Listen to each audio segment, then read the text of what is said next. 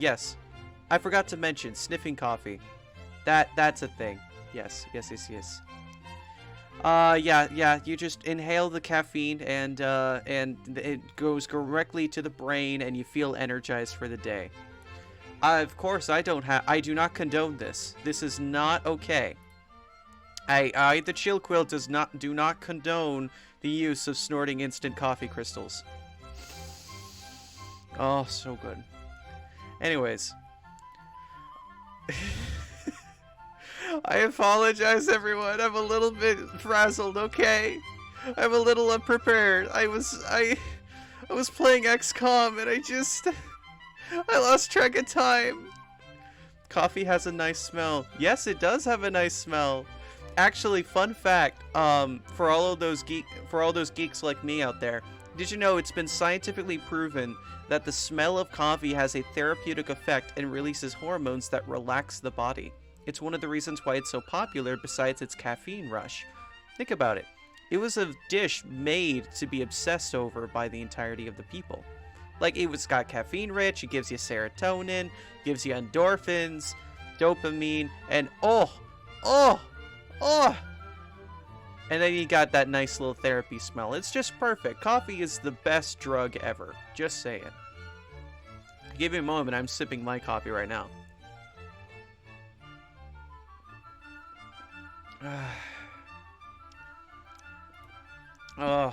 Do you take your coffee with or without the crust? This is a real question. Things are a little bit wonky, but we'll be fine. I'm a little bit shivery. I've had 3 cups now. I do have a water bottle still. But yeah. On today's agenda, after you guys have... Well, technically, the drug itself was made to kill small predators. We're just strong for it to damage us. I mean, that's the same thing as capsaicin, though. Like, it is a literal poison that cleanses bacteria from your digestive tract, but we use it for flavor. We are the space orcs. Humans are space orcs. That's just what we are. But yes, on today's agenda, ladies and gentlemen, we've got a fascinating agenda. We are going to be working on D&D Homebrew of the Shadowverse classes. We've worked on this extensively before, however, I would like to make a strong push in terms of getting stuff done today, because I would like to be done with this, and I would like to start cultivating the idea of doing a D&D stream, a D&D live stream. Yes, because I am interested in doing a Shadowverse campaign. I think that would be so fun. Oh, that would be so cool. Anyways, so we're going to basically be kind of like quick designs and kind of just burning through. If you look in your channel redemption points, you'll see that I have enabled all of the audio things because I can manually play the sounds. So when you redeem it, I can play the sounds for you. I'll keep an eye on chat to make sure that's cool. But without further ado, I would like to get started. I hope everybody is prepared. Please give me a moment in order to start binding this, because, well, I'm not the smart. I'm not the smart. Haha! I did it! First try. My time management has been lacking as of late, and I apologize. That's better. That's much better. Wonderful. Okay, now that we've gotten this taken care of, okay, I'm gonna see how bullshit this is campaign. Exactly. I think that could be entertaining, wouldn't you think? And wouldn't you love to see a bunch of YouTubers see how busted my creations are?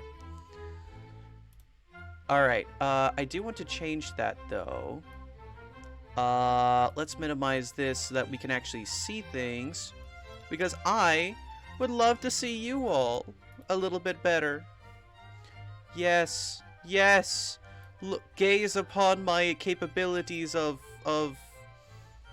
like, bare minimum browser manipulation. Yay. Oh my gosh. Okay, now that I am alive and sentient and existing, let's get started, shall we? So last we left off, we were working on Shadowcraft of Shadowverse. And need I remind you, this is Shadowcraft Luna. Need I remind you that the mascot of Shadowcraft is this little lady, Luna, who represents somebody who, she's basically a spirit binder. She does necromancy. She's a little girl who's very powerful and all this stuff, but she doesn't understand what she's doing. She's got dead parents, you know, tragic backstory. She's got the works. She's got the works. What can you do? And apparently she was in Grand Blue Fantasy. Well, that's adorable. Huh. Cool. Anyways, she works with a lot of reanimation, a lot of necromancy, just the whole works. If we go to the card database, we can actually find some very interesting things. I'm going to go ahead and look up Luna now. Luna, Soul Keeper.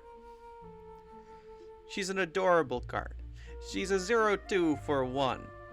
Put the Luna's doll in your hand. Necromancy 6. Recover 1 evolution point. What else? Put an Allure of Shadows into your hand. Luna's doll allows you to draw a card and restore a little bit of health. Allure of Shadows. Destroy an enemy follower that costs 5 play points or less. 8. Necromancy. Summon an allied copy of that follower. You literally kill the opponent and then take control of one of their guys. So yeah, pretty good stuff, pretty good stuff. I think we can actually play with this pretty well. One of the two things that Shadowcraft does very well, its core mechanic in terms of getting shadows, is when you play a spell or when an ally of yours dies. So the way that we can translate this, Necromancy, you gain shadow points.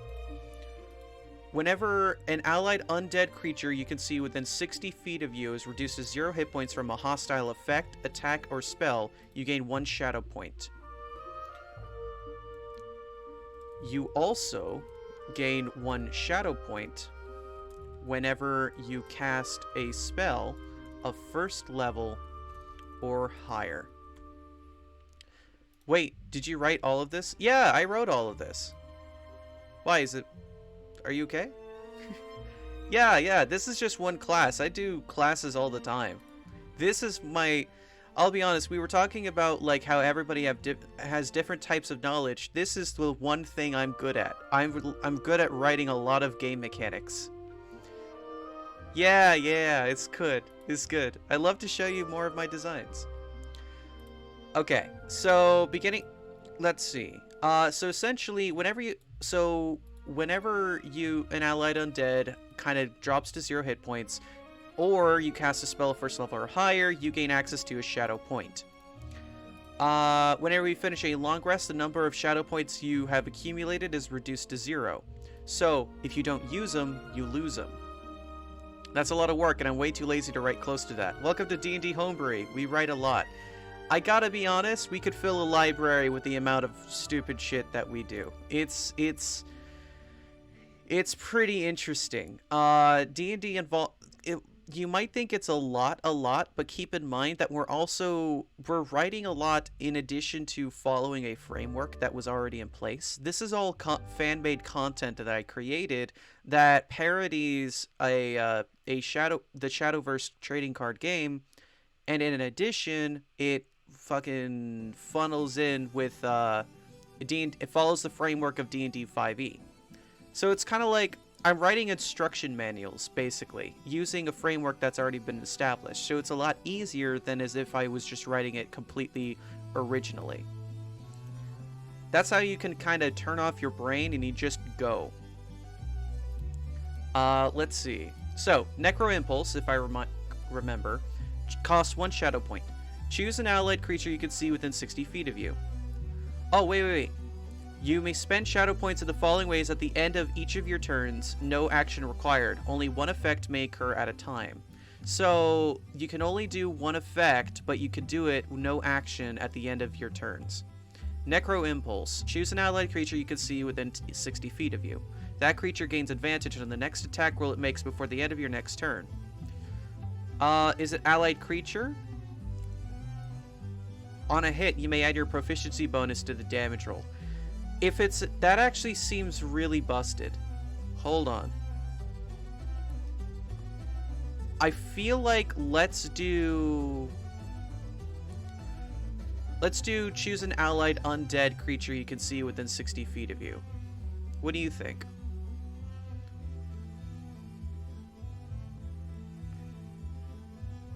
Because it's like you're giving free advantage to somebody, you know? It does consume a resource, though, so maybe it's fine.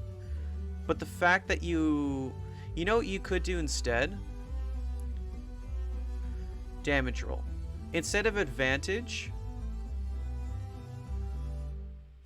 that creature may add a bonus to its next attack, to the next attack roll it makes before the end of your next turn, equal to your proficiency bonus. Okay, there we go. That's better. So essentially, at first level, this is I can choose an ally. You get a +2 bonus to accuracy and a +2 bonus to damage on the next attack roll you make. That's pretty good. It does cost 1 shadow point, so it's fine. Ethereal Form. Choose an allied creature you can see within 60 feet of you.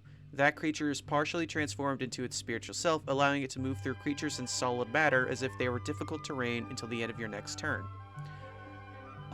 If the creature ends its space inside of a creature or solid object, it receives 1d10 force damage and is forcibly pushed to the nearest empty space adjacent to the creature or object. That one's pretty cool. So you can give someone temporary ghost-like abilities. And Spirit Cycle, of course.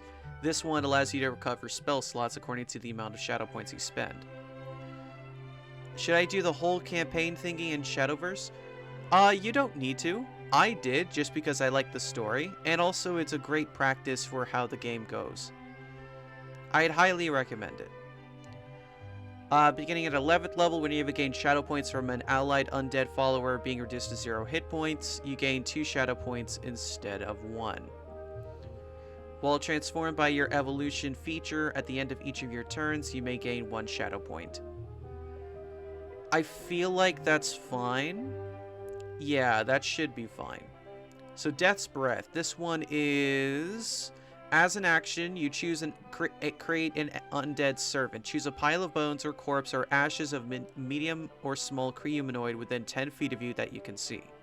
Your spell imbues the target with a foul mimicry of life, raising it as an undead creature. The target becomes a skeleton if you choose bones, a zombie if you choose a corpse, or a shadow if you choose ashes. However, their hit points are reduced to 1. On each of your turns, you can use a bonus action to mentally command any creature you have made with this spell if the creature is within 60 feet of you. If you control multiple creatures, you can command any or all of them at the same time, issuing the same command to each one. You decide what action the creature will take, where it will move during its next turn, or you can issue a general command such as to guard a particular chamber or corridor. If you issue no commands, the creature only defends itself against hostile creatures. Once given an order, the creatures continue to follow it until its task is complete. It is under your control for 24 hours, after which it stops obeying a command you've given it. To maintain control, you must use this feature on the creature again before the current 24-hour period ends. This use of the feature reasserts your control rather than animating a new one. I like that it reduces the hit points of the creature to 1. That's nice, especially since this is an infinite ability. You may only have a number of creatures animated under your control at one time this way, equal to your proficiency bonus. So you can have up to 2 of them, but they only have 1 hit point. I like that. That's cool. Alright. So Dark Secrets. Okay, that's good.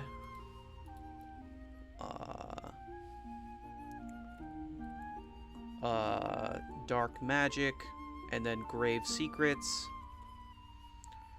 I appreciate that they're all, like, they seem to be like, I don't know. I love the fact that these cards, that these classes all have like the same structure, but they deviate in very specific ways. That's cool to me. Death's Breath, and this first one is Necromancy. Okay. All right, that's good. That's good. Now, we do want Allure of Shadows at some point. I can't remember what was the structure that we had here. Havencraft. Okay, so at 5th level, was it 5th level you get another mechanic. Okay, so at 2nd level it needs Arcane Recovery. Right, we already have Arcane Recovery, and then at 2nd level it also has Dark Magic. Okay, that's good. At 3rd level, that's when we understand our... Now, we gotta figure out what we want to name the subclass. Well, let's just look at Shadowcraft in general.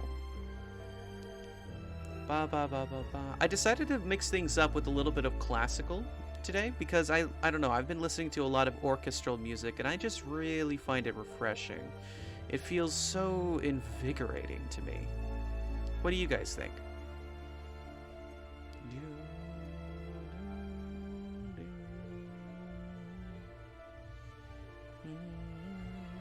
Ghostly Grass, Grave Invitation, Soul Conversion, Sonata of Silence. There's a big, like, music theme in Shadowcraft that I also like. Steeled Hopes, Demonic Procession, Undead Parade. That's a good name for a feature, Undead Parade. Ghost's Banquet, Cursed Coin, Spectre. It's hard to find a name. But in the meantime, while we find a name, I want to hear about what's new in your guys' world. Like, what lately things have been making you feel like so... What things lately have been giving you feelings of excitement?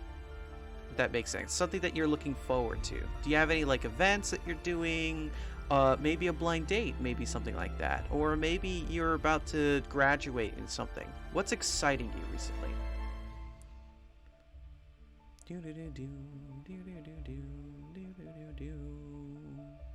Deathweaver, Grim Puppet Master. This is difficult. Spirit Maiden, Servant of Silence. It's hard to find a subclass because what is it that separates each of these individual? Like each Shadowcraft thing. Just making content is fun. Waiting for the VShojo stuff. I think we all are kind of waiting for the VShojo stuff to kind of proc, you know what I mean?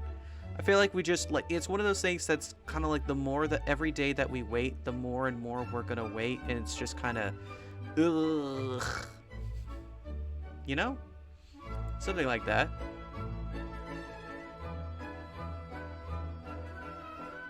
Nicola, Forbidden Strength. That's interesting. If this follower has at least 4 attack, put a Forbidden Art into your hand and change this follower's attack to 1. Put a Nicola Forbidden Strength into your hand and give it plus X plus O. X equals this follower's attack. Okay, okay. I like Forbidden Strength. That's pretty interesting. Okay, okay, I like that.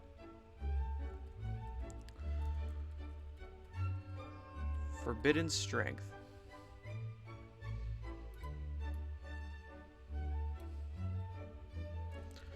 My playlist is a bunch of power metal, rock, J-pop, and for some reason merry-go-round of life from Howl's Moving Castle. Every time it comes up, I can't stop but go, ah yes, chillin' time.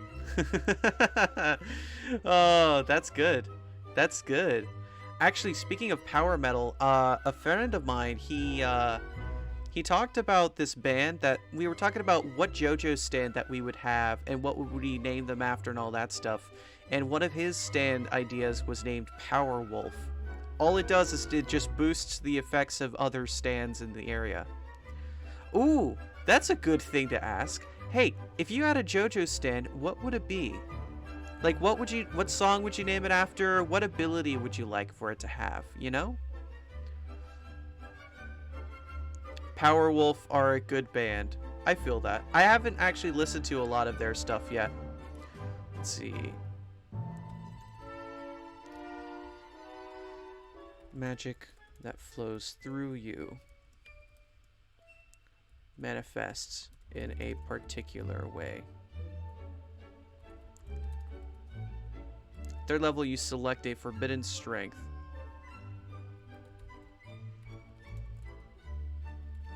Which represents the form of your taboo abilities. You may choose between. We gotta see what. I remember there's two mechanics that we want to use: reanimate and we want reanimate and we want burial rite. So let's do card text here. Burial rite. I was supposed to start school this week. What happened, Extroim? Why didn't you start school this week? Demonic procession. Okay, so these are all the burial rites, but we want something like that describes like a general burial rite individual. Spirit curator is pretty interesting. Abysmal wraith, great pig corpse. Oh, that's adorable. I love that look of it. Sick. The Discord talk. Doc said no. You've been sick this whole week? Oh god, I thought it was just today. I'm so sorry. No. Underworld Shaman. Ooh, I do love this one. Grim Desecrator. That's a great name for a subclass. Focused on burial rite. And reanimate. Let's see what we would like for that to be. Advanced search. We are looking for reanimate.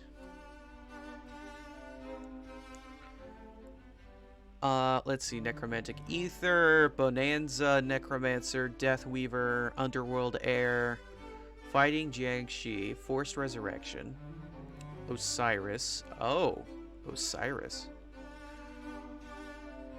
Huh. Interesting. Let's see. Goldmine Necromancer, Friends Forever. Aw, that's adorable. Sow Death, Reap Life, Desecrator, Celeste Omega, Lonesome Necromancer. Let's Baleful Necromancer. That's interesting. Eternal Duelist, Philosopher of Death. He who once rocked. Oh, that's funny. I love Philosopher of Death. That one, it's a little bit wordy, but it's pretty cool. Or Philosopher of Death. Actually, no, that would be a name for a feature, actually. Because he does something with Reanimate. That would be cool. So I think it would actually probably be better if we did something like Baleful Necromancer. Or Lonesome Necromancer. Also, I love the Code Geass art there at the bottom right. That's funny. Sinister Sarcophagus. Underworld Air, Deathweaver. Deathweaver is actually pretty cool. Deathweaver is a pretty solid name, you know? Deathweaver or Grim Desecrator? Deathweaver or Grim Desecrator. Since I've been getting into Guilty Gear recently, I thought it should be Scent of Diversion. Increase the combat abilities of those around me by talking in English.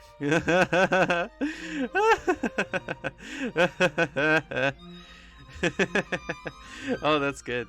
That's funny. Oh, that's so funny. Okay, so that would be your stand, right? Oh, that's so funny. Alright, so Deathweaver or Grim Desecrator. Those are the two subclasses. We've got... Now, at 5th level, usually... let's take a look at a Forestcraft as our example, because Havencraft is a little special with their Banish mechanic at 5th level. But let's see what they take at 5th level. Okay, so it's like a lesser... It's some cool third mechanic that replaces extra attack. So, looking at Shadowcraft for 5th level, let me see. I'm looking at this, I'm seeing a playstyle, and the stand would be in the shape of a dolphin, because my main's Rasa. Because main's Rasa. What the hell? What the actual hell? Oh my god. That's absurd. That is so absurd. So absurd. Anna, what would be your stand? Let's see. Let's do fucking... Well, let me see what a,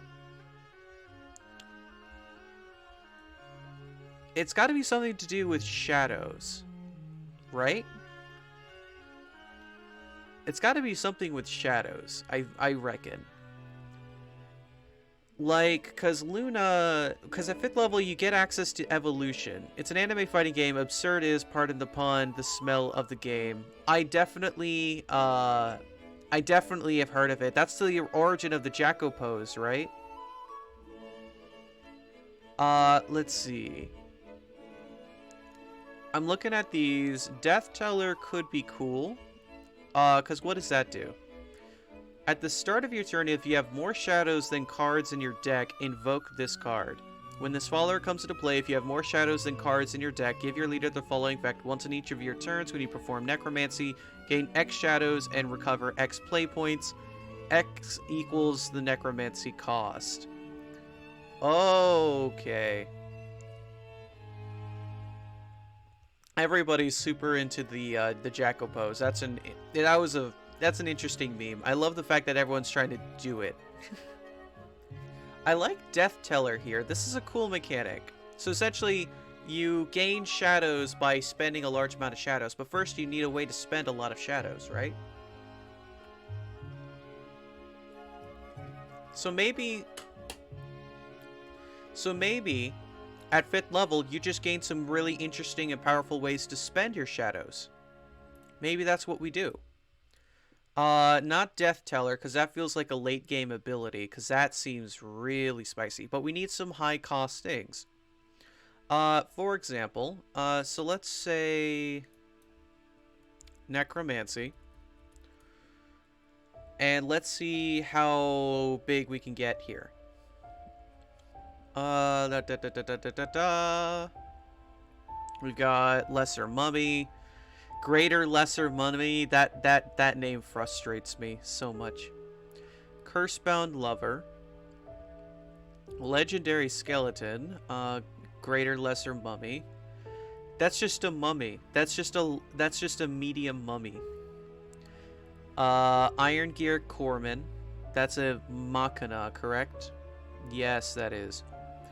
But a copy of one of the highest cost allied Machina followers has been destroyed this match into your hand. Oh, that's spooky.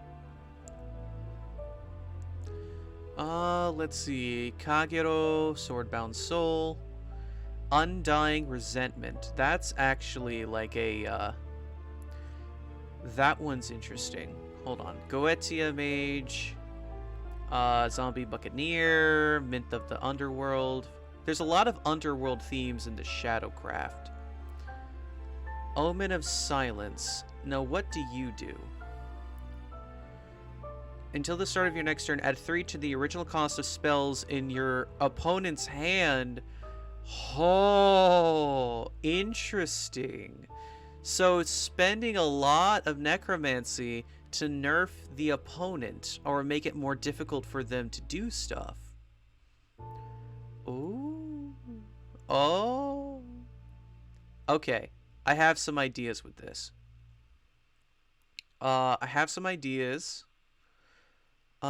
Let's see. Foul Tempest. This could... What does this do? Deal 1 damage to each enemy follower. Deal 3 damage instead. So this is just an AoE. Okay. I mean, that's fine. Corpse Lord of Woe. That one's obscene. Let's see. Junior Hellhound. Orthrus. Shuten Joji. Soul Snatcher. Underworld Sovereign. Call of the Void. Is that just a big reanimate spell? I think so. Oh, it's destroy enemy follower, and then you summon a lich. Interesting. You know what we could do? There's a lot of destroy effects, so we could actually do a small, like, snuff out, like a very minor version of Finger of Death. I do kind of like those insta-kill moves.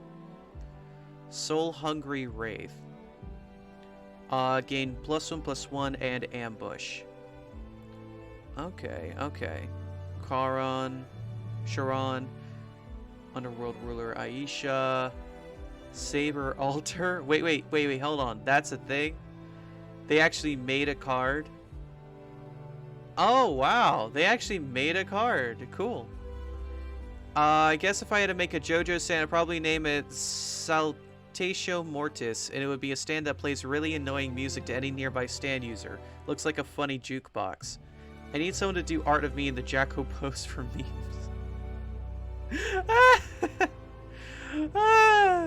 Both of those statements are great. I love it. Oh, thank you for sharing. Oh my god. Oh. Isn't this like the America song? This is like the America song, I think. Yeah, it is. That's so weird. Anyways, we're gonna go back and do Call of the Void. We're gonna actually do some crazy things. We'll do it like this.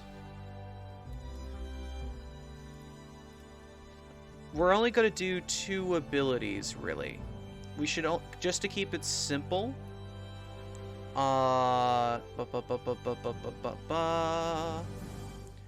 You gain the Salatio Mortis is actually literally means Dance of Death, so it's fun. Oh, it's like Dance Macabre. Okay, it's a music reference to a band. Gotcha. Cool. I love that. At 5th level, you gain the following options. Necro Impulse, but we'll only do 2.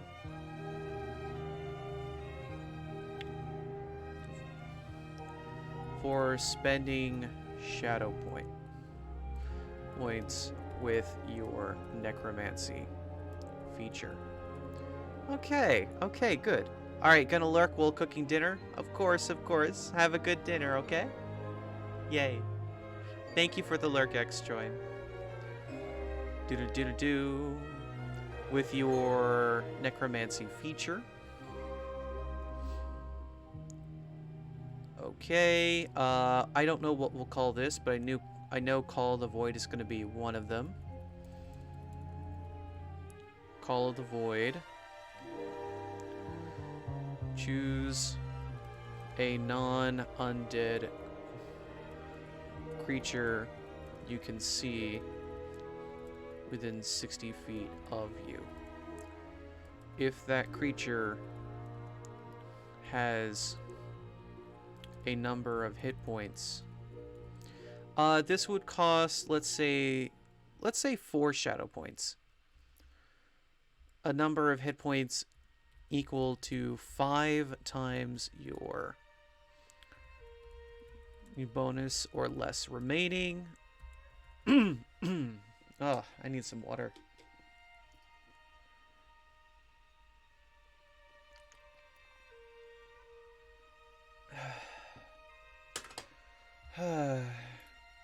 Much better. Much better. Now then. Now as we proceed forward. Call of the Void. Less remain.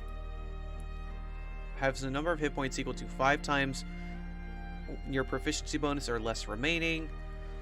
They are reduced to 0 hit points. They are magically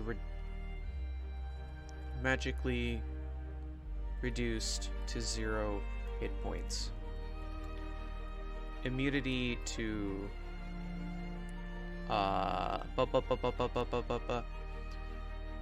creatures with the magic resistance trait or immunity to necrotic damage are to this effect.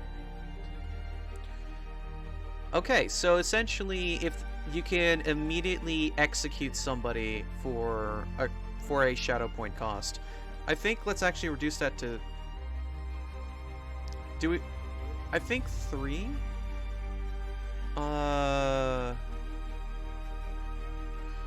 Yeah, I think 3 would be good. Essentially, because like enemies could still be immune to it. Maybe. This feature may be prevented with protection from good and evil or counterspell.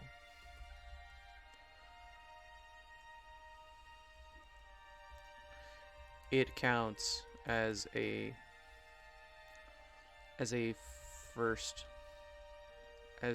fourth level spell. No, as a 3rd level spell. Spell effect for this purpose. So there's a lot of ways to avoid it, but it is an instant death attack. If they have, so at 5th level, so essentially if they have 15 or less hit points, it immediately like negates it. Like they are immediately snuffed out and reduced to nothing. Like they are killed. Okay. That's pretty obscene, but there's a lot of ways to prevent it. Immunity to necrotic, magic resistance, features may prevent it with the protection from good and evil, or counterspell. I think that's fine. Let's see. The next one we should do, the next necromancy ability that we should do that would be pretty cool. Let's see. Skullfish, Foul Tempest, Deathbrand, White Knight. That's pretty funny. I like that. That rolls off the tongue pretty funny.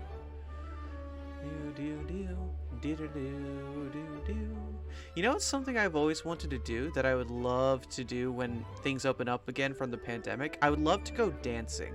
Like, go, like, ballroom dancing or something. I'd like to learn. I'm not very good at it, so I'd love to learn how to do it. Undying Resentment. Deal 3 damage to an enemy follower. Deal 5 damage instead. Interesting. That's okay. That's okay. What about dancing is pretty nice. Yeah, you know, like even just to have that small intimate moment would be lovely. To circle around a stage, to feel your feet just kind of circling around with the wind in your hair as the music of an orchestra fills your ears. It would be so lovely. It'd be a wonderful thing. At the end of your opponent's turn, perform Necromancy 4, summon a zombie. Oh. Oh, this could be cool. So So let's make it cost 4, because you can do it. Your spells contribute to your shadows as well as your, Okay. Grave Desecration. I like that. Grave Desecration.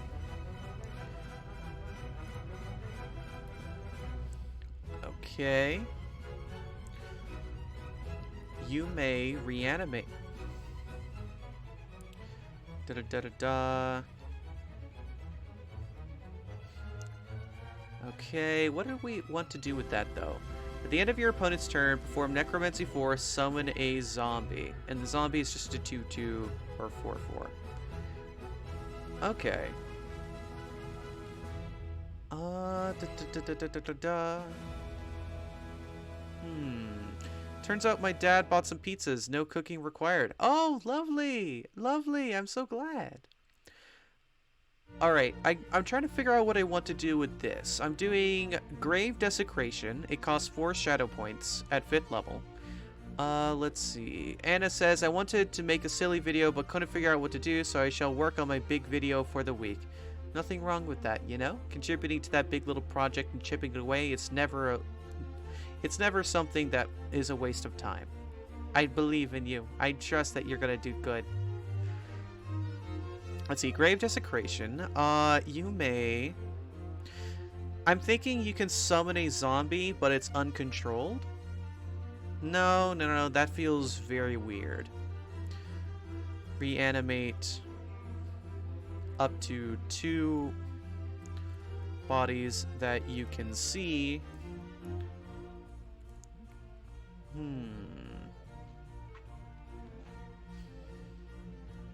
See, as per you may reanimate a number of bodies. These equal to a number of bodies up to your proficiency bonus as part of your Death's Breath feature. But it's only gonna be streaming Shadowverse. Oh, lovely! I hope you enjoy it. Do. You know what? Let's make it 2 shadow points, because all it's doing is that it's saving you the action having to. So for 2 shadow points, you can essentially, as a free action at the end of your turn, summon, like, do your reanimation thing. And instead of only 1 body, it can actually summon multiple. I think that could be fine, because it's consuming resources. I think that's fine. So 4 is Call of the Void, which does the insta-kill. And then Grave Desecration is 2 shadow points, and that's fine. In terms of what we name it, let's see. We could basically call it,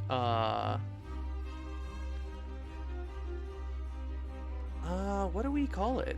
Ethereal Form, Goetia Mage, Goblin Zombie. This would have to be a spell or amulet in terms of for naming inspiration.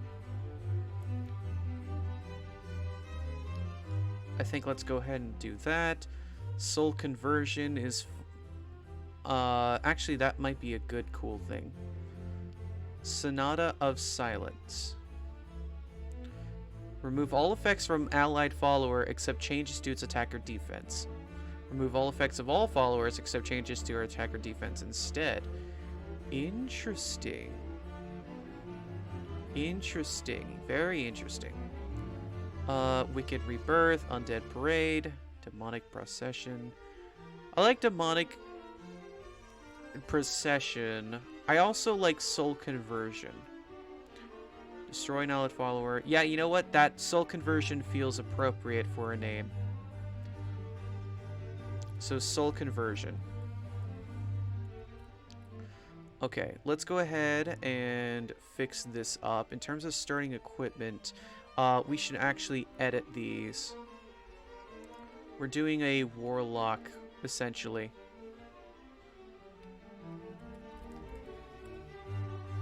Ba da da da da da da da da.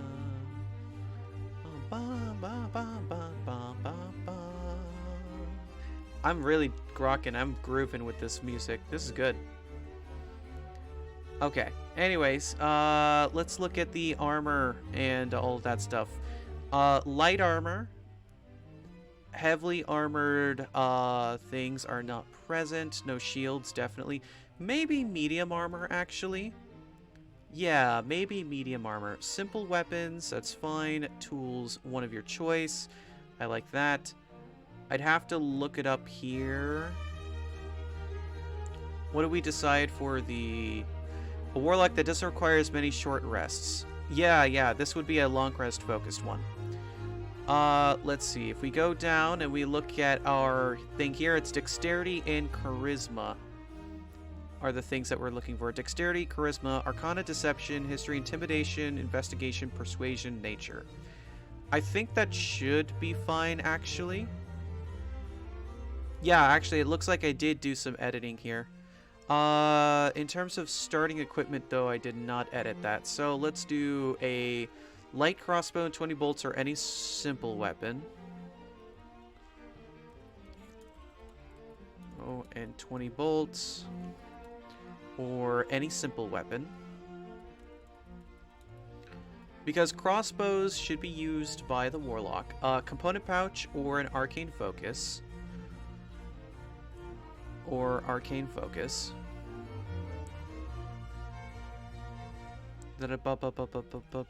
Component pouch or arcane focus.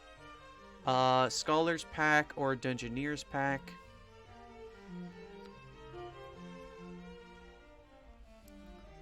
Scholar's pack or dungeoneer's pack.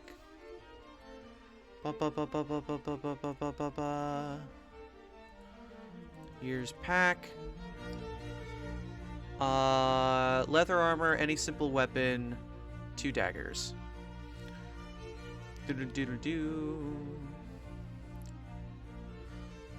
Let's see. Leather armor. Any simple weapon. And 2 daggers. Lovely. Yeah, Shadowcraft followers, they're pretty good. They're solid.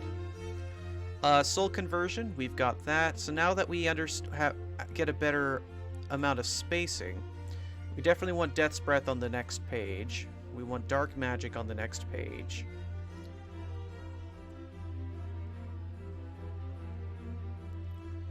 Okay, Forbidden Strength, ability to score improvement. Soul conversion, I think I can fit that in the previous page. A small voodoo doll for flavor. Ooh, actually, I like that. And it actually fits, like, in the Shadowverse lore and all that stuff with Luna's doll. You know what? You're fucking right. We're doing that. A small doll. A stall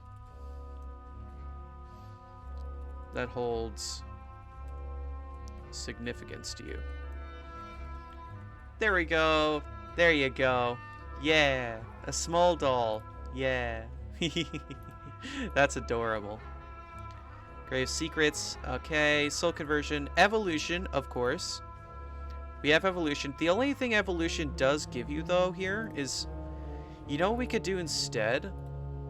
I feel like it's a little bit lame just to, you know, have you gain 1 shadow point at the end of your turn. It's got to do something right there. Let's actually make it a little bit more entertaining. While transformed, you may spend shadow points with your Necromancy feature at the start and at the end of each of your turns. So whenever you gain shadow points from this feature, you gain 2 shadow points instead of 1. So you gain a lot of shadow points starting at the second half of the game. And in addition, when you're transformed, instead of getting more shadow points, instead you spend it twice as quickly. That's spicy. That is spicy to me.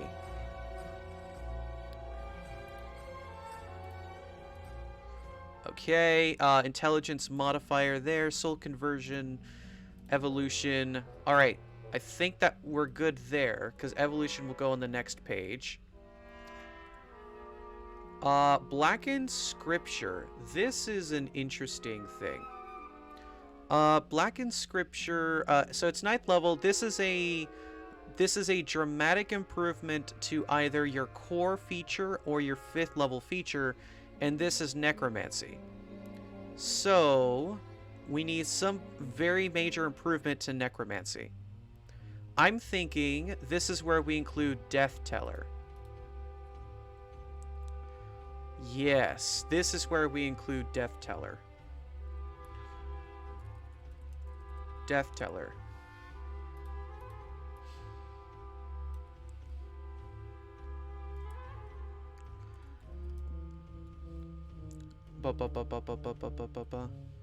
The dark arts are not without reward.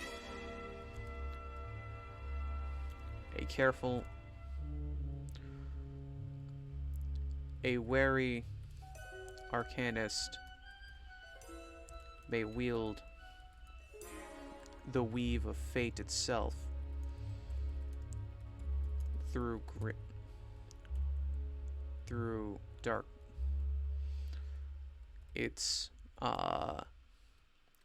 Through its grim ability. Beginning at 9th level, the first time, I love the idea where it's got that invocation effect where when you have more shadows than cards in your deck, but I don't know if we can include that part. But I do know that we can employ you spend. Hold on, I gotta see something. So we're spending shadow points with your Necromancy feature. Okay, cool. Oh, by the way, I think I found the first logically tsundere character, Amelia from Devil is a Part-Timer. Yes! I love Amelia from A Devil is a Part-Timer. That's a perfectly logical tsundere. Are you kidding? She's awesome. I love her. She's so cool. She's such a cool character. I love Devil is a Part-Timer. It's just like, it's got that little uppity, just kind of like that nice whole relieving. It's lovely. It's absolutely lovely.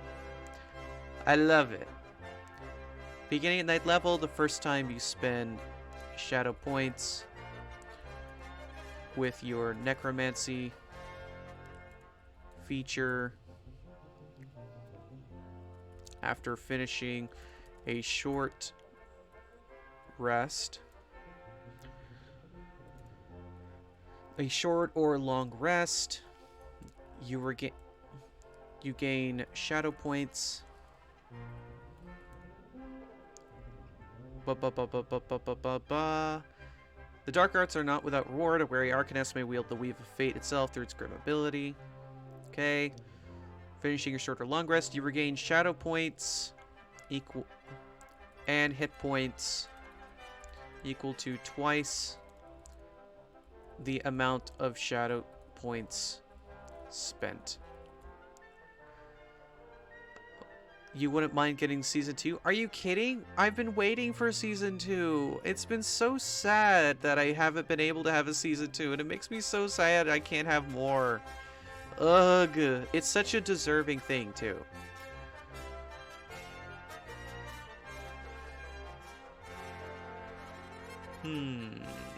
Play points and shadow points. Okay. Additionally,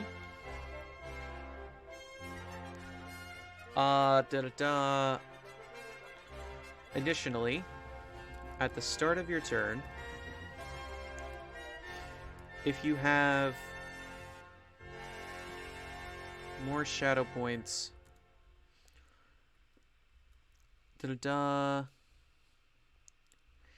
if you have 20 or more accumulated,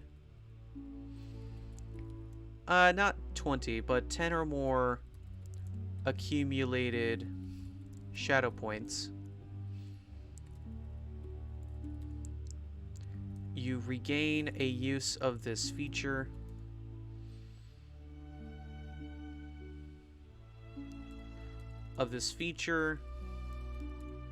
As if you had finished a short or long rest.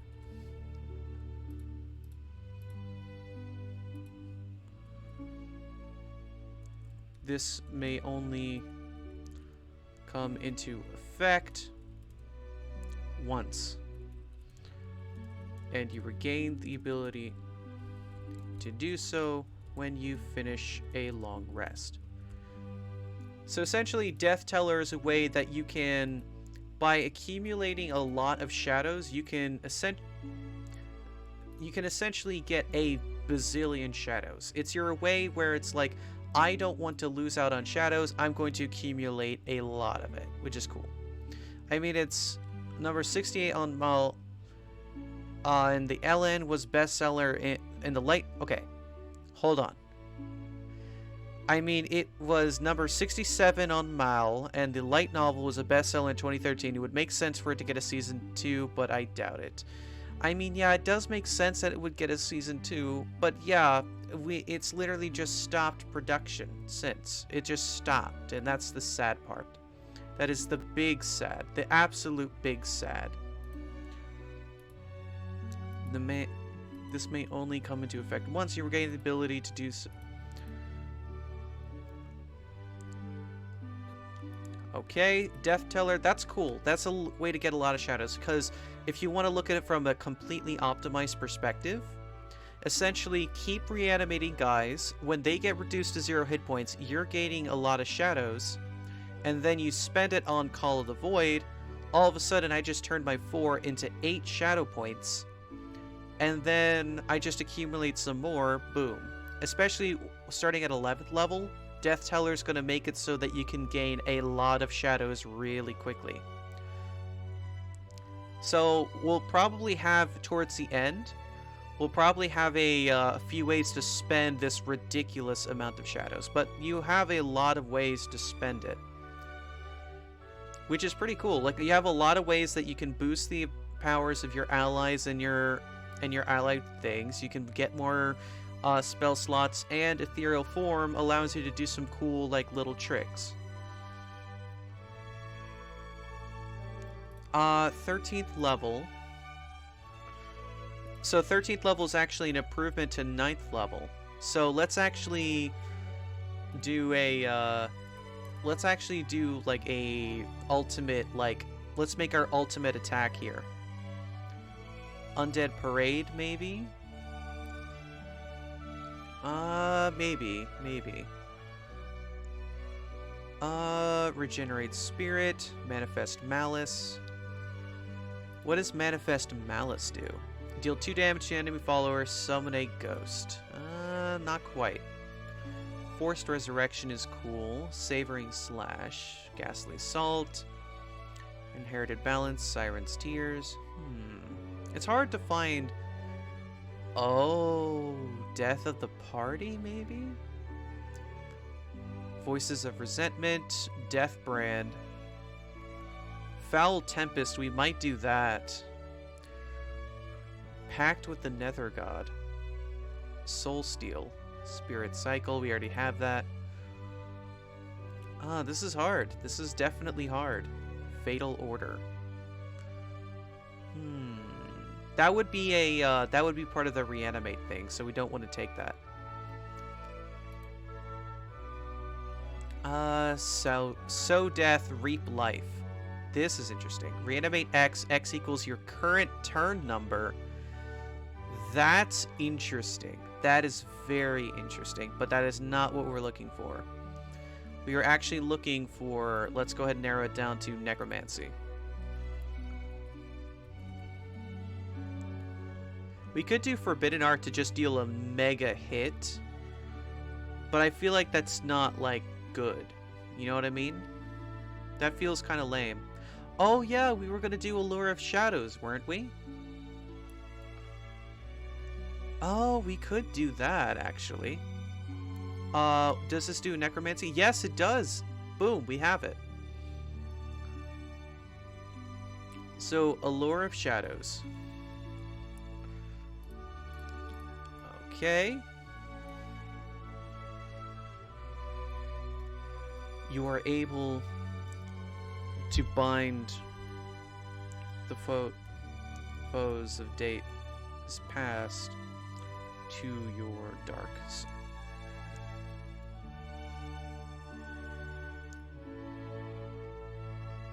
Okay.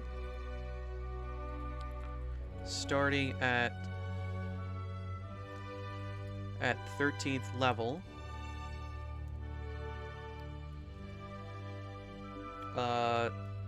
Starting at 13th level, you may let's see. Starting at 13th level, whenever you spend shadow points on Call of the Void, you may spend shadow points on the following option immediately.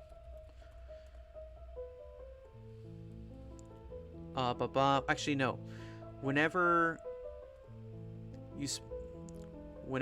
Call of the Void successfully reduces a creature to 0 hit points and kills them, you may spend shadow points on the following option immediately. And this is Allure of Shadows.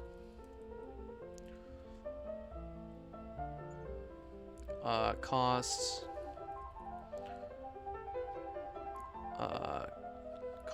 8 shadow points.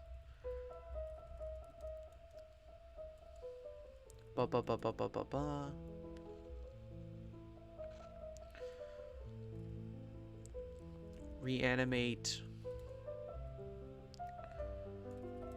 The killed creature is reanimated under your control. The animated creature is reanimated under your control, as if through your Death's Breath feature. It retains all abilities it had in life for the next 1 minute. Actually, no. Actually, no. Successfully reduces a creature to 0 hit points. It doesn't have to kill them. You manifest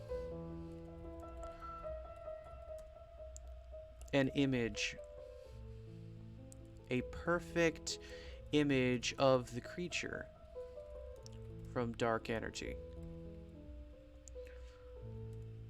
at a space you can see within 60 feet of you at an unoccupied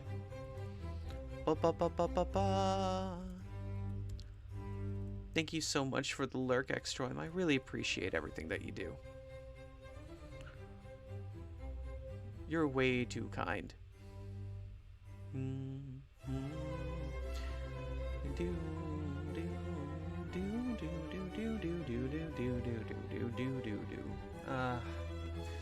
Refreshing water.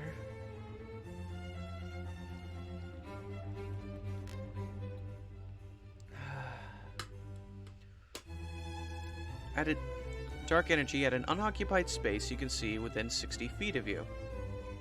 Let's see.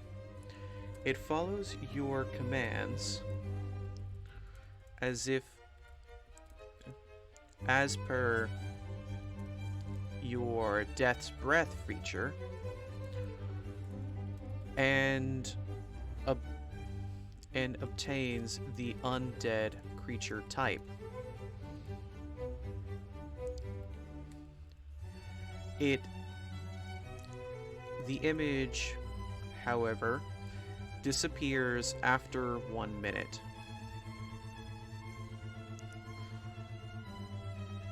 Okay, that's good.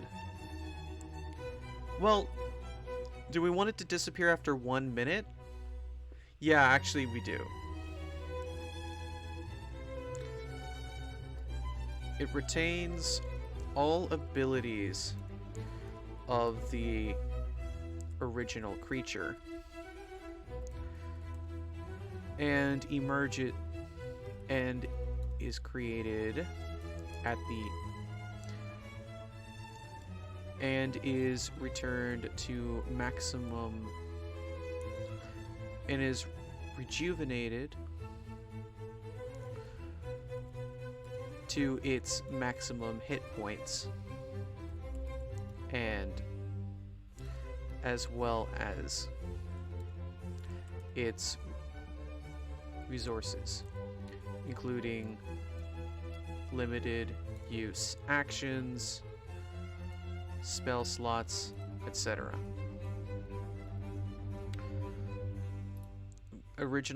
The original creature, and is rejuvenated to its maximum hit points as well as its resources, including limited use actions, spell slots, etc. It follows your commands as per your Death's Breath feature and obtains the undead creature type. The image, however, disappears after 1 minute. Okay, I think this is good. This is a powerful ability, but it's pretty spicy.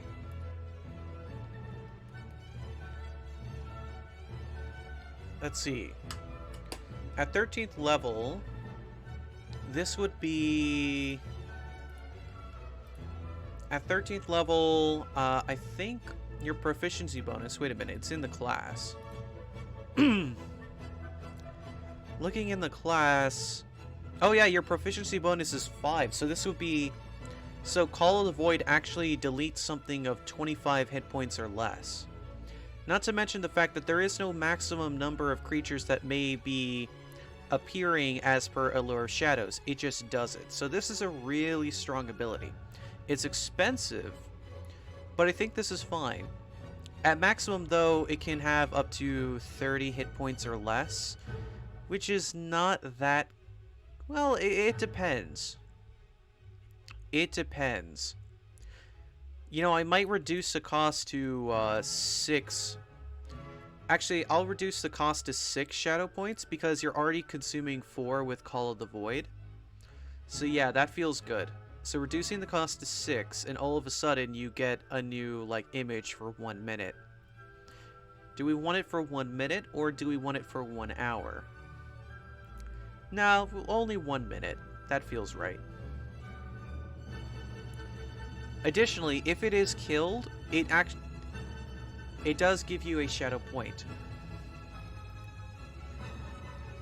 The image, however, is killed after... However, is reduced to 0 hit points after 1 minute. So you actually do get a shadow... its body disappearing afterward. Its body disappearing in a flash of light afterward. Yes, yes, yes. Now that is spicy. Okay. Alright, I think that works. Good shit. Good shit. Wonderful. Alright, Allure of Shadows. Whenever called, avoid success.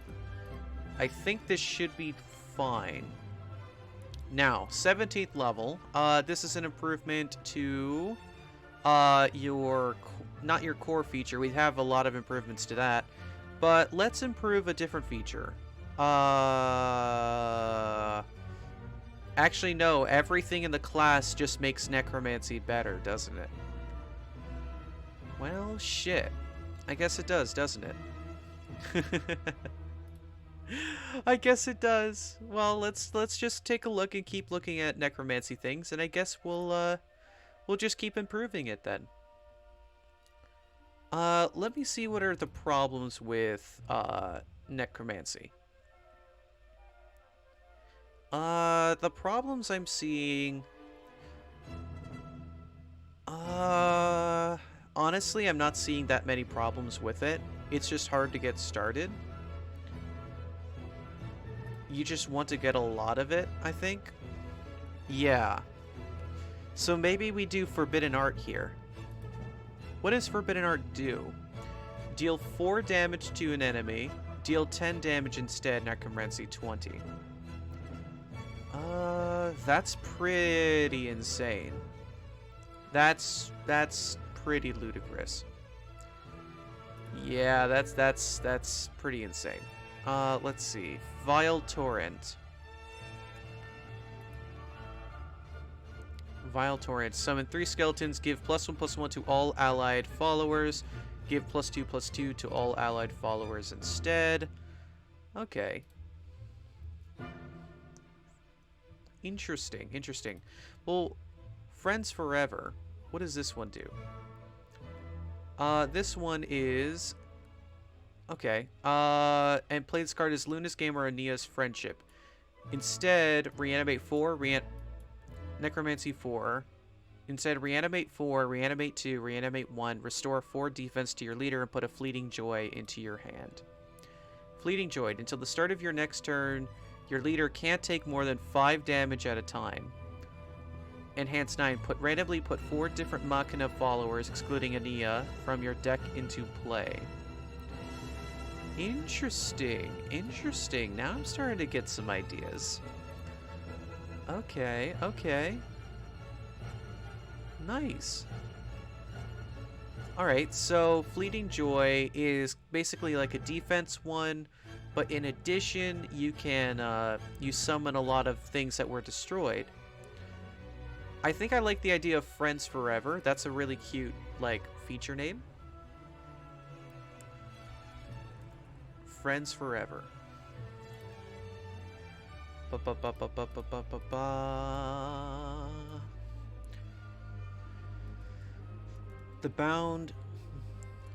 bonds of dark magic and friend, and those of emotion are not terribly dissimilar. Beginning at 17th level. Da-da. Huh.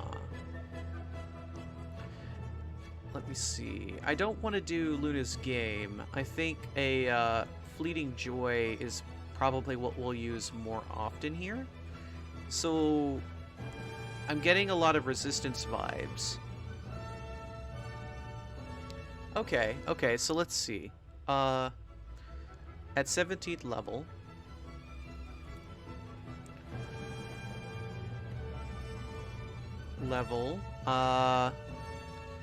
you gain the following. Let's see, you gain the following. Well, no, right now we're just trying to gain shadows, aren't we? No. At 17th level, you gain the following options for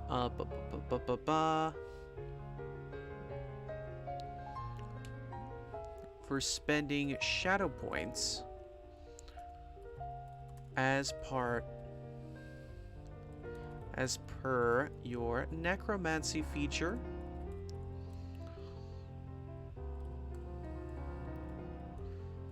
Fleeting Joy. Cost 2 shadow points.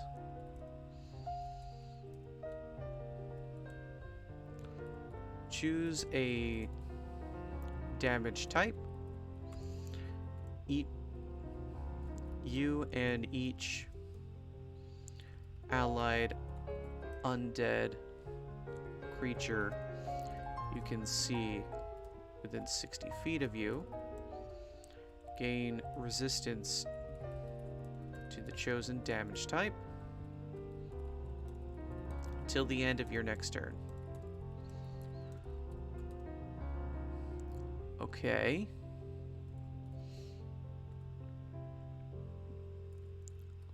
Whenever you or an allied undead you can see within 60 feet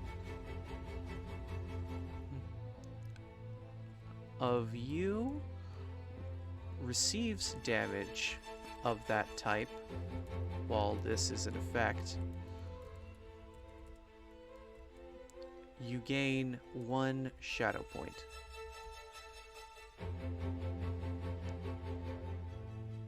Okay, so essentially it's like you're giving resistance to all of your allies, to yourself. You can gain shadow points coming from it, so if it's an AoE, it's especially handy and such. Probably should cost 2 because it's any damage type. It's a pretty spicy ability.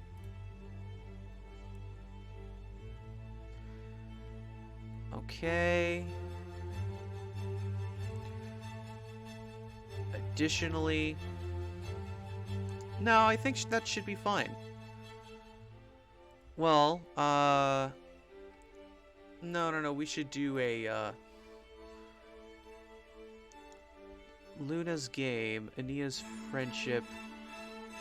Well, Luna's game, it's gotta be something a little bit different. Oh, wow. Ania's friendship actually gives you healing, too. I didn't see that. Okay. Okay, that's interesting. Well, Fleeting Joy, we could actually do something like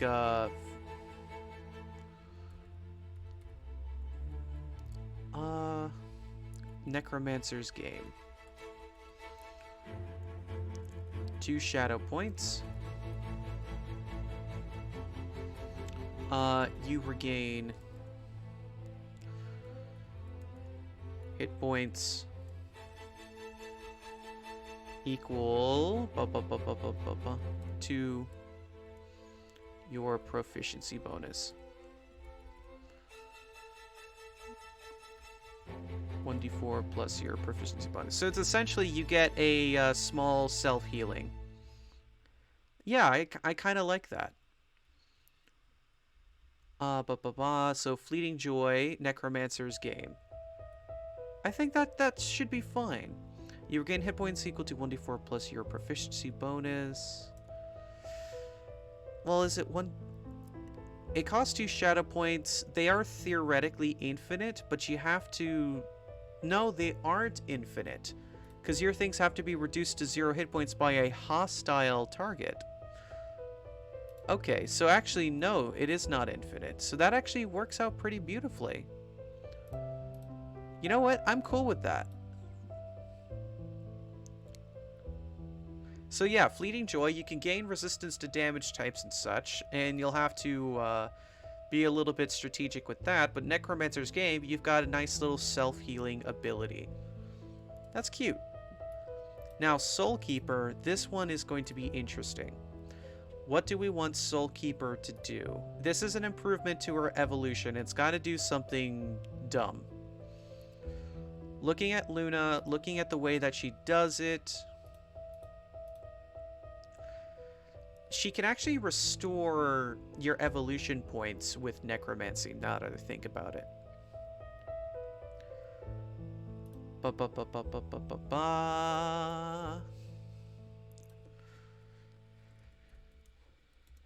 You will never be lonely. Never without allies. Even if the world should come against you, you are surrounded with the bonds you have created through friendship. So you have the power of friendship and your dark powers.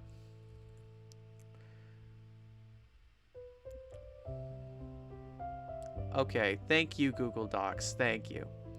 Alright, so this one, when you use your bonus action to transform through your evolution feature, do we want it to be an instantaneous effect?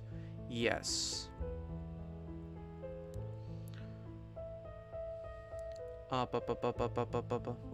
Evolution feature. Okay, you manifest a perfect image of the creature from dark energy at an occupied space you can see within 60 feet of you. Retains all abilities of the original creature and is rejuvenated, blah, blah, blah. Wait, that's a different one. I'm looking for the text of... When you use your bonus action to transform through your evolution feature, you may spend shadow points on the following option immediately. Soulkeeper. Costs 6 shadow points.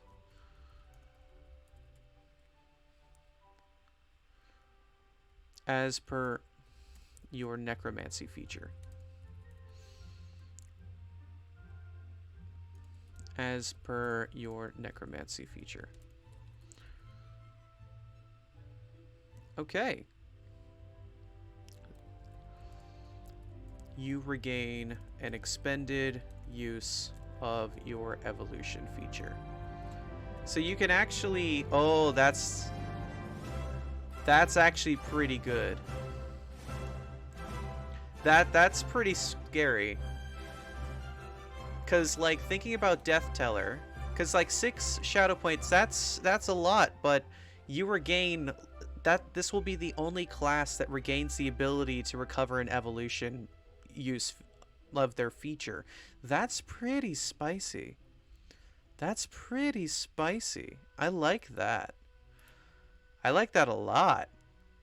Okay, yeah. So that you can actually, instead of improving the evolution, you can get more evolutions.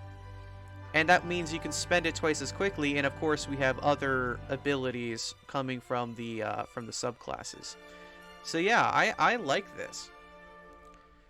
Alright, now let's go ahead and make sure to rename all of this. Forbidden Art feature. This is Friends Forever. Forbidden Art feature. Pure Annihilation, that got replaced. What did that get replaced with? 13th level. 13th level was Allure of Shadows, and 9th was Death Teller. Gotcha. Allure of Shadows. Necromancy improvement, you get twice as many. Necromancy 2 instead of 1.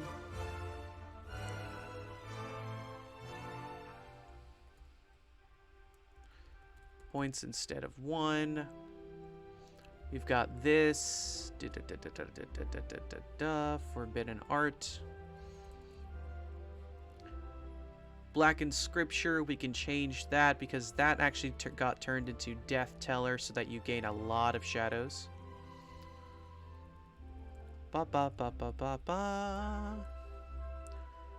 Blind Justice. That actually got changed up to... What did that get changed up to? Soul Conversion. That's what it was. Conversion. And of course, Forbidden Art here.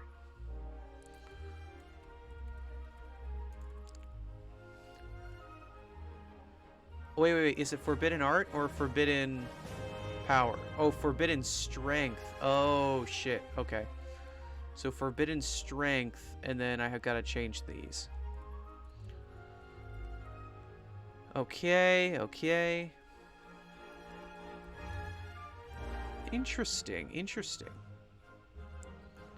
I think this could be definitely good. I think this is really strong. But, of course, you gotta be wary of how you get shadow points and such. And you gotta stay paying attention in a D&D game that you get more shadow points and such. Okay, I think that should be fine. Let's work on the subclasses. This one is going to be the Death Weaver.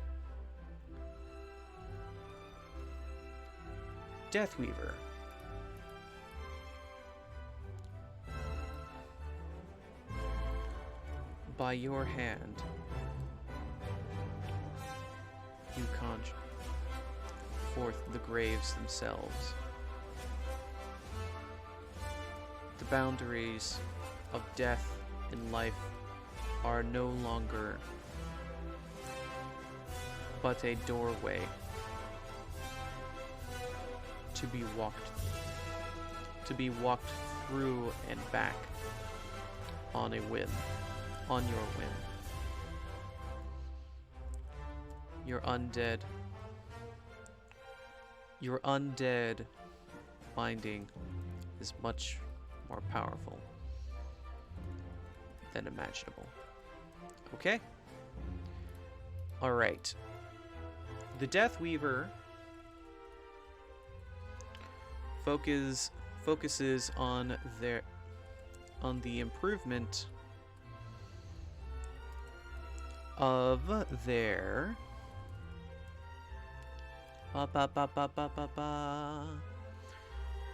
undead minions. On the Deathweaver focuses on the improvement of their undead minions and reanimating more with the reanimate feature. They can unfurl. Hey, Xtroy! I'm glad you're back. We've designed the core. We finished the core class. Essentially, what we've done is that at 9th level, Death Teller. After that, we have Allure of Shadows, which when you kill a creature or reduce it to 0 hit points, not necessarily kill, you can spend additional shadow points to create a little illusory clone of them with all of their abilities. And you can summon an ally copy of the creature that you just snuffed to nothing. It's pretty useful. There's no maximum amount. And after 1 minute, the image, instead of disappearing, it's killed. Which means... Oh no, it's reduced to 0 hit points. Which means that it gives you shadow points back, so you can use it more regularly. It's quite powerful. At 17th level, Fleeting Joy, you can give yourself and all of your undead minions resistance to damage type. And whenever you or an undead ally receives damage of that type, you regain 1 shadow point. So that's another way you can gain some. Necromancer's Game, you can also spend shadow points just to regain hit points. It's just handy. I'll probably actually increase that to 1d6 plus your 1d8. So yeah, you can spend shadow points to regain hit points. And I was worried this is infinite, but it's not. Because the only way that you're gaining shadow points is through resting, which is already infinite healing, theoretically. You're regaining shadow points due to your undead minions being reduced to 0 hit points from hostile effects. So the DM can totally rule that, no, your party companions attacking your guys is not going to give you shadow points. And lastly, the only other way to gain shadow points is to cast spells, which you only have a limited number per long rest. So yeah, it just works. Soulkeeper, this is the ultimate ability of the Shadowcraft class. This is really exciting. This is going to be the only Shadowverse class that has the ability to actually regain a use of evolution. Soulkeeper, when you use your bonus action to transform as per your evolution feature, you can spend 6 shadow points and regain a use of your evolution feature. Yeah, it's fucked. It's not infinite evolution, mind you. Because you're not regaining shadow points, you're getting more ways to spend it. But still, it is absurd. So absurd. I love it. Let's see. The Deathweaver, they can unfurl legions of powerful creatures. All rotate. All wielding death itself. Okay, so the Deathweaver utilizes the reanimate mechanic. So they're going to do a lot of improvements to undead minions, and they're going to do a lot of boost and maybe even multiple types of undead minions. So reanimate. This is what you're gaining at 3rd level. Let's see. I want to look up all of the undead creatures. Undead monsters by type. We'll use the SRD here. Undead. Let's see. I know Spectre's fun. That's a CR1. Okay. Okay. So you know what we might do? So what we might do is that reanimate, it just improves, like, essentially, instead, your undead minions that you reanimate, as per your Death's Breath feature, are instead transformed into a stronger monster type. What do you think? I think that could be just nice. It's just a nice little improvement to them, gives you more abilities and such.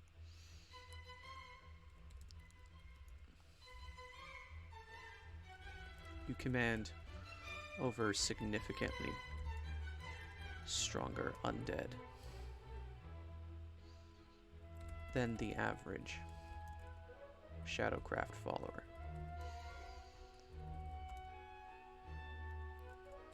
Starting at 3rd level, whenever you reanimate it was a skeleton, zombie, or shadow with your Death's Breath feature, you can instead, as long as it isn't too whack for 3rd level, yeah, it's cool. Okay, cool. Let's review and make sure it's not too wacky. Let's see.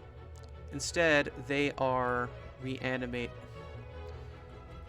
as I don't know what the skeleton should be. I don't know what the zombie should be, but I definitely know that I would like the Spectre. The hit points of the creature is reduced to that of your Shadowcraft level instead of 1.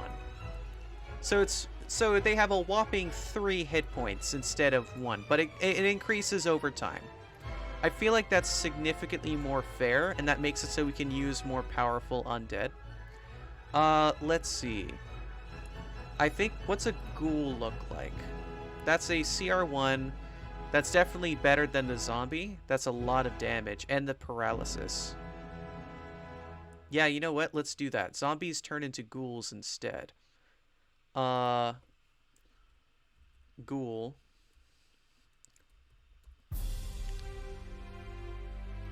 Or...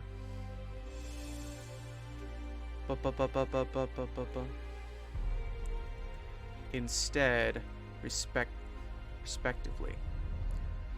Okay, and what does a skeleton turn into? That is a big question. What is the upgraded version of the skeleton?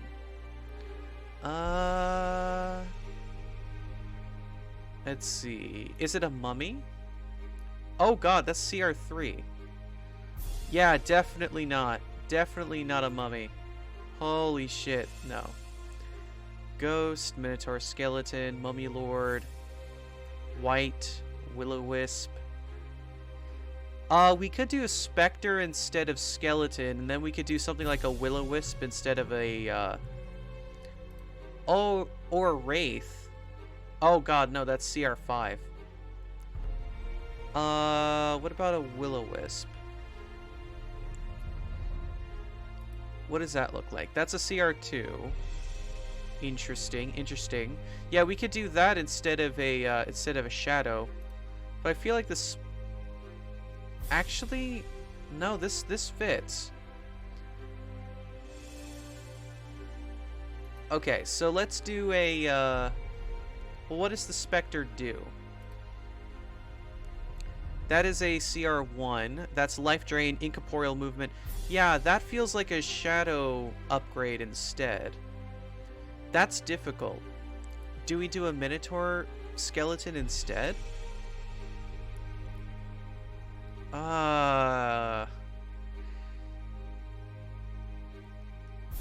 That's hard. BRB, gotta go take my meds real quick. Of course, take your time. I think let's actually do Minotaur Skeleton.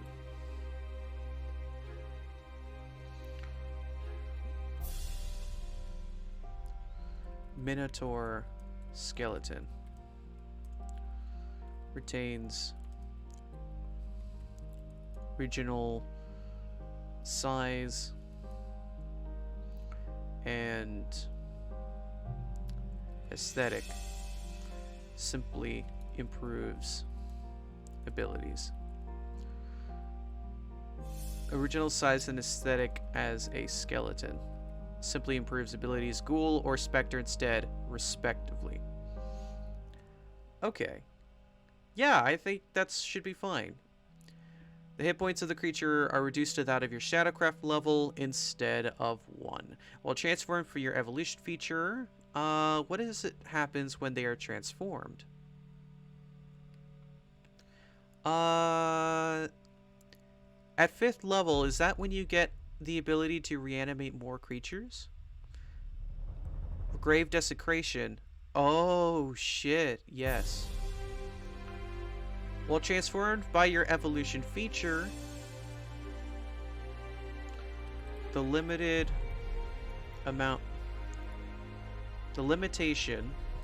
on the amount of reanimated creatures you may have as per your Death's Breath feature is removed for the duration of the transformation. That should be very exciting, because that tells you that what makes you want to use Grave Desecration. 2 shadow points. I get a more fucking like monsters. That's an exciting ability. That's very terrifying. All right, hold on. Just checking something. Ah, gotcha. Virus links are the best, aren't they? I love me some virus links. Okay, so what skills should you gain bonuses to as per being someone who delves in reanimation? I'm thinking intimidation. Intimidation, you could do, well, maybe not intimidation, actually. Maybe instead you can do something like looking at the skills. It's not knowledge based. There is intelligence, but it's not really knowledge based in Shadowverse, or in the Shadowcraft. Maybe it's something to do with more social skills and interactions.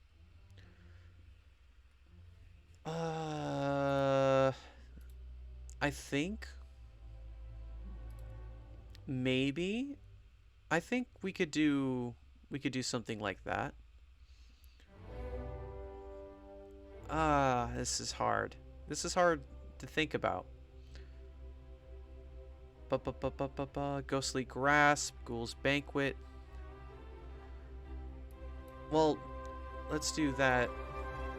Spells and amulets, just in general.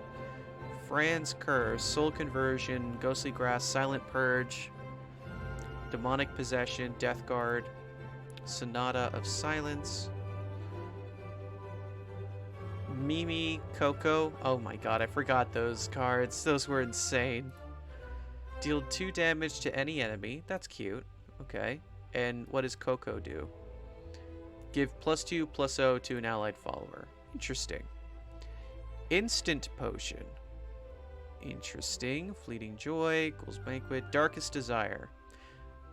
That is interesting. We may do that for a feature. Cursed Coin. Highway to Hell. Lovely. Regenerate Spirit, Trout's Curse, Poison Apple of Rebirth. Huh? Change an allied neutral follower into a Shadowcraft follower. Give that follower last word, summon a copy. Oh, wow. That's interesting. That is super interesting. Interesting. Okay. We could do pudding time. What is pudding time?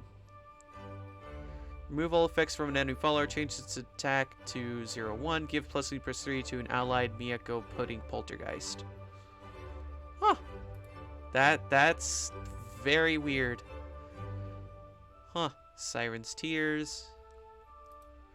I'm trying to look for something that would pop out in terms of personality to me. Death of the Party. Actually, you know what? Death of the Party feels right. Something that's just persuasion, you know? Death of the Party.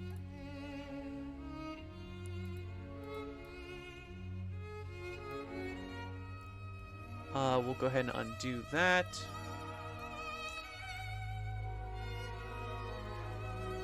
You are the heart and soul of a room. Negotiating. Others.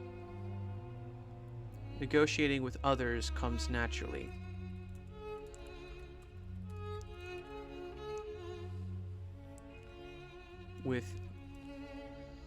Comes naturally with your well,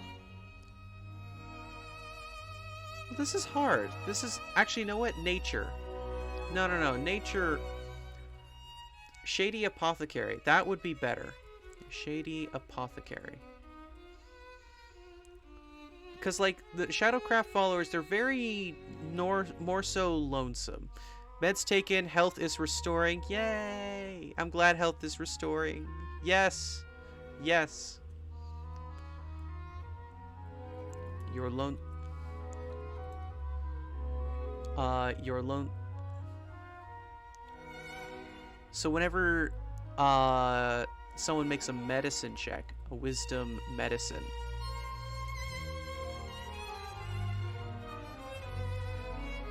your lonesome art of the dark art of reanimation allow you insights to mitigate the crossing of life and death. Okay. Alright. Advantage on a medicine check. Unlikely fellowship. I don't know what should be here. Soul Steel, Pact with the Nether God, Voices of Resentment. Phantasmal Core. I don't know what should be like the more roleplay ability. In terms of these, I don't know what the roleplay ability should be for these things. For this subclass. It's hard to choose here. Profane Resurrection. Eternal Potion. Oh. Is there just nothing here? Or maybe it just hasn't appeared yet. Oh, yeah, it just hasn't appeared yet. Okay, cool. Let's see. Spectral Cascade, Path to Perdition. What does Path to Perdition do? Burial Rite, Reanimate 7. During your turn, whenever an allied follower is summoned using Reanimate, perform Necromancy 4, give it Storm. Quit, shove, and pop. Get in line or I'll rough you up. If you can't follow the rules, you won't get into Hades. Oh yeah, did you read the question that I sent earlier? Oh no, could you please... What's the question? I cannot recall what that question was. I would love for you to share it with me if that's okay. Let's see. Reanimate 7. Follower is summoned using Reanimate. Give it Storm. I like Path to Perdition. Let's see. Path to Perdition. So it's essentially, Path to Perdition is depicting the Greek line of souls being processed by Charon to be carried into the underworld. So what we could do here is Path to Perdition. Um, the patience of the dead is not what you have. And others respectfully respect this tendency. Starting at 3rd level, common folk move out. Common folk and even lesser upper caste citizens will make way for you in physical passage and in other matters. Simply whether due to your charm, by comfort, due to your charm, or perhaps in fear for your mysterious aura. This allows you much leeway in moving through crowded landscapes. Yeah, that's cute. I like it. Does that ability where you basically summon a creator you just killed for a minute, where after it dies again, stack with one from Forestcraft that also takes advantage from stuff dying? I'd have to check. Please give me a moment. Can you remember what the name of the feature with the Forestcraft feature was? Let's see. Wildwood Warrior. That's not it. Verdant Secrets, that's not it. Druidic Resolve, no. Predatory Might. No, that is not it. I don't, but I believe it was from one of the subclasses. Yeah, that sounds about right. Let's see. Feyfolk Sage. Forest Whispers. Oh, yes. I remember. I think it was, where it dies. Okay. So, one of the things you have to keep in mind, well, first off, here, Feyfolk Sage, where you summon your fairies, your sprites. Yeah, and they disappear after they're reduced to 0 hit points and deal damage to somebody. Remember that it deals damage to the attacking individual. That is true. Ah, you are correct. So if one person is playing a Feyfolk Sage and one person is playing a Shadowcraft class, that could definitely break things. I definitely agree. Whenever a sprite is subject to attack or spell, it deals to the attacker if they're within 5 feet of spirit from a hostile source. By adding that clause, essentially what it's doing there is that it forces the players to be coming up against, only use this benefit when they're coming up against actual enemies and not players trying to take advantage of it. By adding from a hostile source, DMs will actually say, no, this person is obviously not hostile, this is your ally that's doing this for you. You know what I mean? I'll also do this with, from a hostile attack or spell, it would disappear after dropping 0 hit points. They reappear at a point you can choose. Whenever a hostile creature uses an attacker spell to reduce a sprite or face spirit to 0 hit points, that creature receives 2d8 magical necrotic damage. Okay. That should be good. As for Swift Gatekeeper, this one... Yeah, this one definitely doesn't have any of those. Oh. I actually never improved it. I actually didn't finish this one. Huh. Huh. That's actually pretty funny to me. Hold on. You disadvantage on that. Hold on. Summon from temporary dismissal. It gains temporary HP equal to your forest craft level. What? Yeah, I remembered because we had another possible combo we were doing with Portocraft. Yes, yes, yes, yes. You were totally correct. You make a wisdom survival check. Yeah, so this is actually, like, this is a statement that has no meaning. Swim speed equal to your base walking speed. Additionally, okay.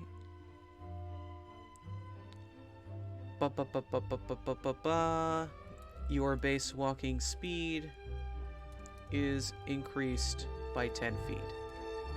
So it's just you're just getting a little bit faster. You're just fine. Yeah, that's just fine. Good stuff. Okay. Good. Now, going back to Shadowcraft. I appreciate you mentioning that, Extroim. That's very helpful. Alright, so we go over here, Holy Counterattack. We're going to change that up. Now we're going to do Reanimate. Okay. Now, we need to do things that have to do with Reanimate. We know Philosopher of Death is a good one. Fatal Order is a great name for a card. I love that. Let's see what it does. Reanimate 10. Give it Rush and banish the follower at the end of your next turn. That's okay. That could be cool. Okay, hold on. So Fatal Order. Oh, shit. Okay, hold on.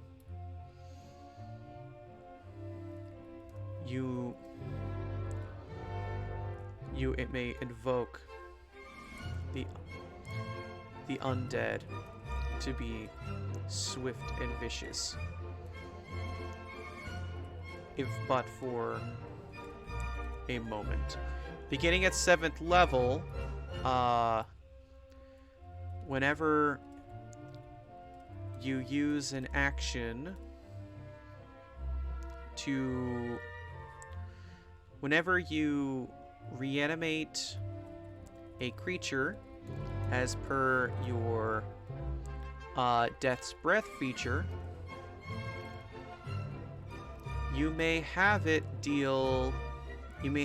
make a melee weapon attack against a creature it can see within 5 feet of it. You may have it move up to its speed and make a melee weapon attack against a creature it can see within 5 feet of it. If you do, the creature is killed. No, that would make it infinite. Is killed. No. The creature disappears. This does not provide shadow points as if it were killed, because it banishes instead. But essentially what you could do with Fatal Order, you reanimate something, moves up to its speed, attacks something, then as a bonus action, then you command it to attack again. Like, it's pretty spicy, but you only get a small instantaneous use of it, but it makes it so it does even more stuff if all you're looking for is attacks and damage in combat, instead of a long sustained ability. I think that's really spicy. That's real spicy. I like that. Yeah, that's cool. It's a quick burst of damage. Yeah, exactly. And sometimes that's really strong depending on what creature it is. Like the ghoul, if I remember correctly, or like it.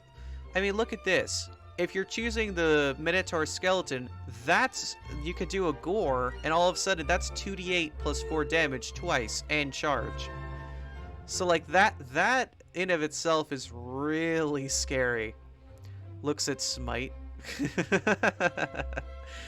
I feel like this is more entertaining than just smite, you know? Or like, let's look at the Spectre. Like, that's just life drain. Well, not a melee weapon attack, it would have to be a melee attack. But, like, you could do life drain here. It's 3d6 necrotic damage. They succeed on its con save, or their hit point maximum is reduced, and you just do this twice. Additionally, corporeal movement allows the Spectre to just act immediately. God, this is a spicy, like, idea. I mean, with the Ghoul, of course, then you've also got the claws, which deal a decent amount of damage and have a chance for paralysis. That is real spicy. That is really spicy. Yeah, that's cool. Alright, so Fatal Order. This will be an improvement to Reanimate. Reanimate improvement. And I think at this point, let's actually modify the types of undead even further. Let's make it so that you're summoning not ghouls anymore, but you're summoning, what about a Ghast? No, that's only like 2 CR. That's not cool. What about a White? Is that CR 5? No, it's 3. Huh. Damn. That's actually really low. Huh. Well, anyways, I'm thinking let's do CR 5 undead, but of course their hit points are reduced to twice that of your Shadowcraft level. Okay, beginning at 10th level. But of course, this is the last improvement that we'll see. Whenever you reanimate a... Well, it's CR 5, and 10th... We're already improving at level 3. Yeah, no, level 10 should be fine. Whenever you reanimate a...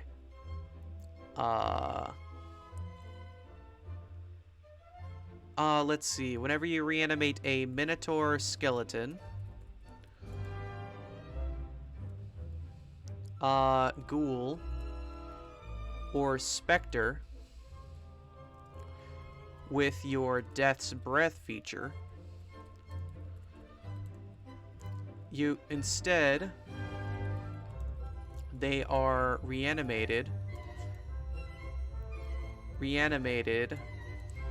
as a mummy.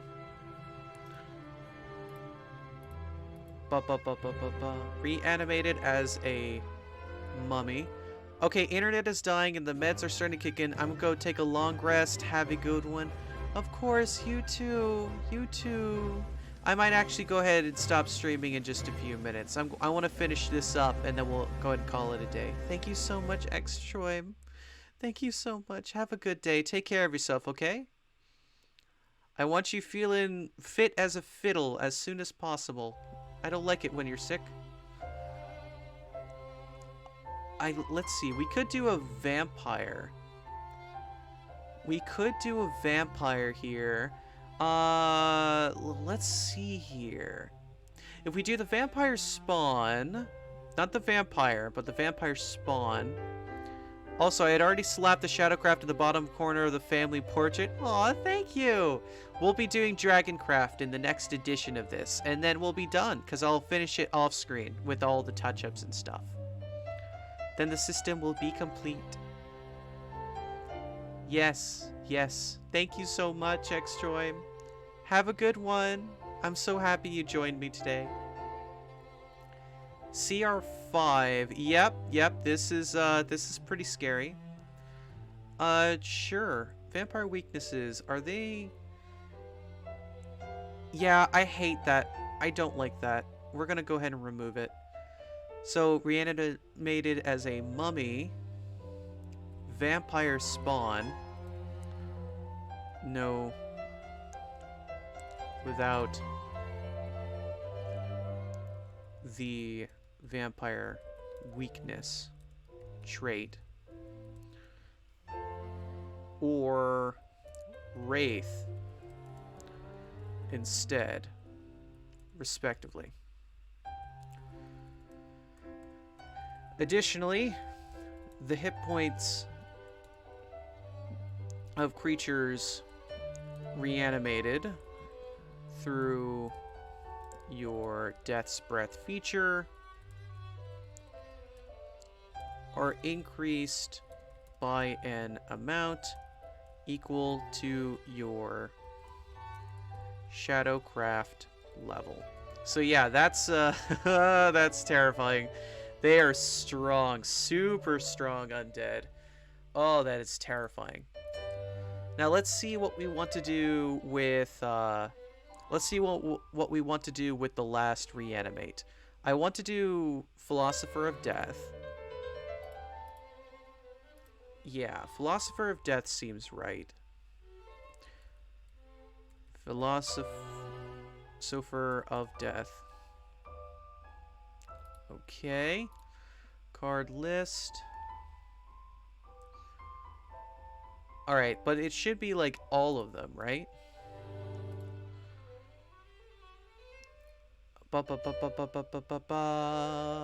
In fact, we can actually go ahead and remove the spells and amulets, because we already been taking a look at those. Bonanza. Oh, that's so funny. I love that. Whole Spirited Necromancer, eh? Interesting, interesting. Grim Desecrator, Death Dragon Caller, Lonesome Necromancer, Lurker in the Dark. This is interesting. What does the Eternal Duelist do again? I can't remember. Necromancy 6, evolve this follower. Evolve this follower if it was summoned using Reanimate. Summon an unevolved Mordecai Eternal Duelist. That's pretty exciting. Okay, actually though, that's pretty cool. So let's do Philosopher of Death.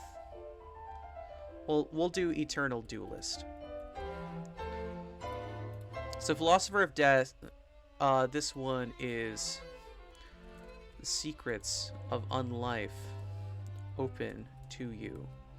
The middle path of life and death.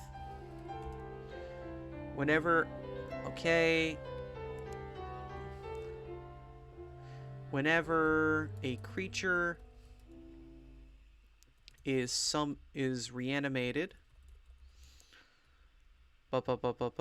reanimated through your Death's Breath feature,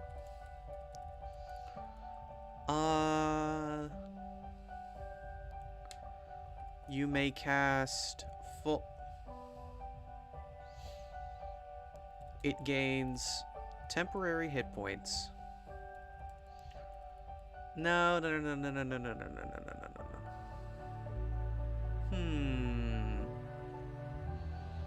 This is hard.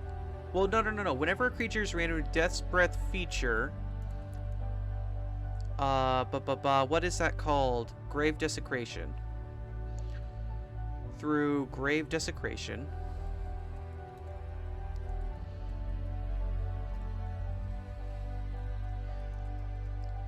okay, so specifically it's the one where you spend shadows in order to improvement. It becomes empowered through dark magic. Okay. Giving it temporary hit points equal to your Shadowcraft level.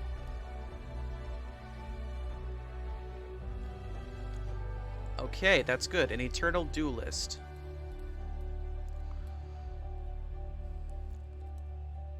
The undead you forge never cease in service. At 17th starting at 17th level,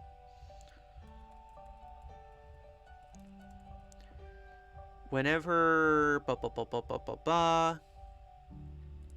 an allied undead creature empowered through your Philosopher of death feature is reduced to 0 hit points, it instead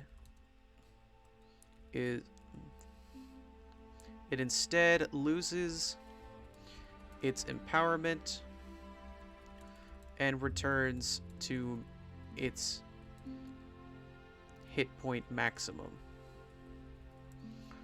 It loses its empowerment and rejuvenates to its hit point maximum instead.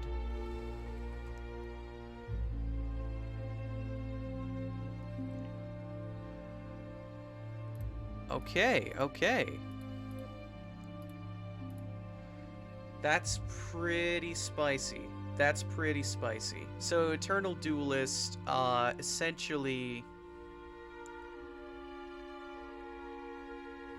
it's the creature still grants you still gain and regains hit points equal to twice your Shadowcraft level. At the end, being reduced to 0 hit points and rejuvenating afterward still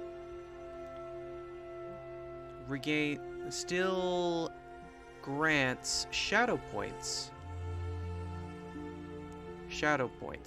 to you as per your necromancy feature. That is spicy. It makes it so that your guys don't die, but even after dying, they still do crazy shit. They still survive, give you shadow points, and are alive. That's spicy. That is really, really spicy. I love it. I'm in love with this subclass. The later levels of the Deathweaver are really spicy, and make it so that even your low HP CR5 creatures, they're still going to put up a fight and still give you a lot of benefit. Because that's one of the problems is that you're working with less shadow points because the guys you have die less. But that's okay. That's okay, because whatever times they do die, they still grant you shadows and are still alive to do stuff. It's a spicy meatball. I love it. I absolutely love it. And I can't wait to design the Burial Rite focused one where it's about focusing on reducing creatures to 0 hit points. That's going to be exciting. I'll be using a lot more shadow gain in that one.